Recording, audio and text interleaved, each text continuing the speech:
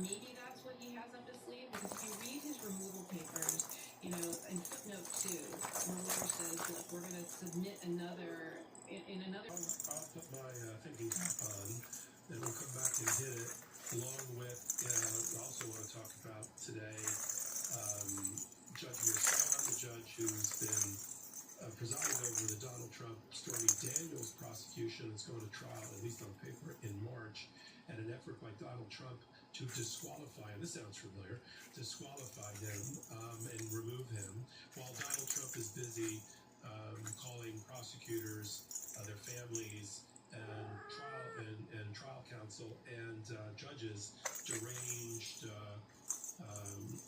against him, biased, crackheads, people that are having extramarital affairs with their clients and everything else disgusting.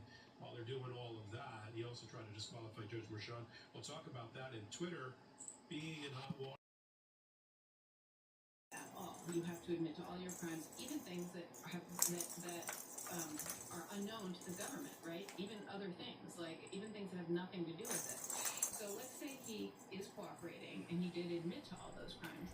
How is he going to fight it in state, right? He's now admitted to all these things. And since what happened in the Georgia section of Jack Smith's indictment and Fani Willis's Georgia section of her indictment there's nothing inconsistent. There's some facts in Fani Willis's that we didn't know about, that wasn't in Jack Smith's, and maybe vice versa, because different ones will highlight different things, but there's nothing inconsistent, right? So Mark Meadows, if he's already admitted to all that in Jack Smith's case, then those are all his last name, and he's a good lawyer. He would never have arranged for cooperation in one and not the other. That again makes no sense. And so there's a couple of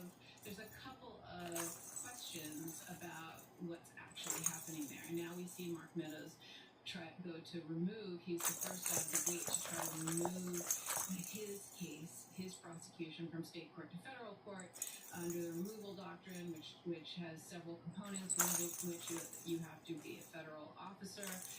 Another is that you have to been acting under the color of your authority as a federal officer, and you have to have a plausible federal defense. Now, I think there's only 3 people in Fani Willis's indictment that were federal officers: Trump, Meadows, and Jeff Clark.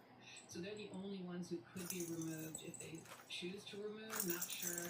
There's some people, and you alluded to this, that there's some people who believe that Trump might not.